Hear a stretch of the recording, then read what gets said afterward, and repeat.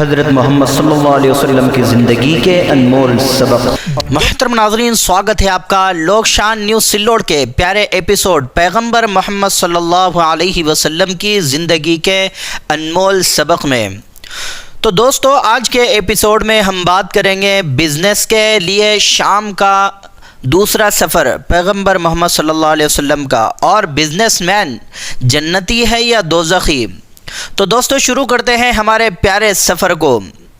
تجارت کے لیے شام کا دوسرا سفر پیغمبر محمد صلی اللہ علیہ وسلم کا کیسا رہا، اس کے بارے میں معلومات کرتے ہیں۔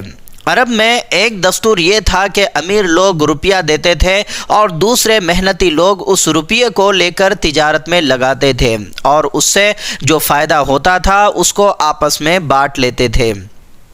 پیارے پیغمبر صلی اللہ علیہ وسلم نے بھی اس طریقے پر کام شروع کیا۔ مکہ میں ایک بڑی امیر عورت تھی جن کا نام خدیجہ تھا۔ وہ بیوہ تھی، اس لیے اپنا سامان دے کر دوسروں کو ادھر ادھر بھیجا کرتی تھی۔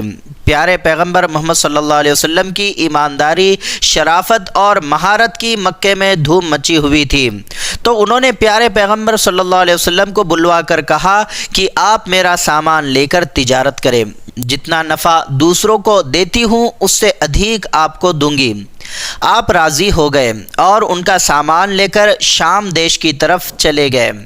بی بی خدیجہ نے اپنے غلام میسرہ کو بھی پیارے پیغمبر صلی اللہ علیہ وسلم کے ساتھ بھیج دیا۔ اس سفر میں پیارے پیغمبر صلی اللہ علیہ وسلم نے بڑی ایمانداری سے تجارت کی، اور اب تک جتنا نفع دوسروں کو ہوتا تھا آپ کو اس سے بھی زیادہ نفع بینیفٹ ہوا۔ بی بی خدیجہ بھی آپ کے کام سے بہت خوش ہوئی۔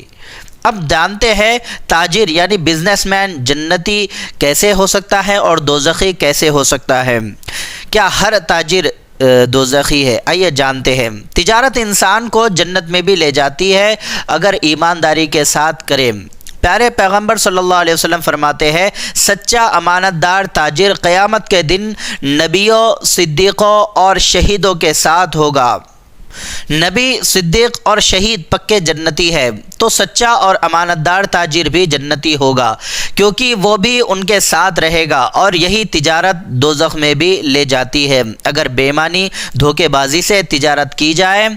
پیارے پیغمبر صلی اللہ علیہ وسلم ایک مرتبہ مارکیٹ میں گئے اور دکانداروں کو سامان خریدتے بیچتے دیکھا، تو آپ نے فرمایا، قیامت کے دن ویاپاریوں کو گنہگار لوگوں کے ساتھ کھڑا کیا جائے گا، کیونکہ یہ سامان بیچنے میں بہت جھوٹ بولتے ہوگے، سوائے ان ویاپاریوں کے جو اپنے کاروبار میں اللہ سے ڈرے اور سچائی اور ایمانداری سے کام کیے، وہ نیک اور اچھے لوگوں کے ساتھ کھڑے ہوگے۔ تو دوستو، آج کا ایپیسوڈ یہی ختم ہوتا ہے۔ امید ہے آپ کو ہماری یہ چرچا، معلومات، جانکاری پسند آئی ہوگی۔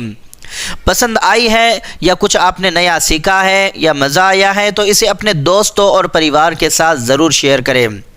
آپ کے وچار اور سجھاؤ ہمارے لیے بہت معنی رکھتے ہیں۔ ہمیں کمنٹس میں ضرور بتائیں کہ آپ کو یہ ایپیسوڈ کیسا لگا، اور اگر آپ ہمیں فالو نہیں کر رہے ہیں تو ابھی کریں، تاکہ آپ کوئی بھی نیا ایپیسوڈ مس نہ کر سکیں، اور ہمارے لوک شان نیوز سلوڑ کو سبسکرائب کرنا نہ بھولیں۔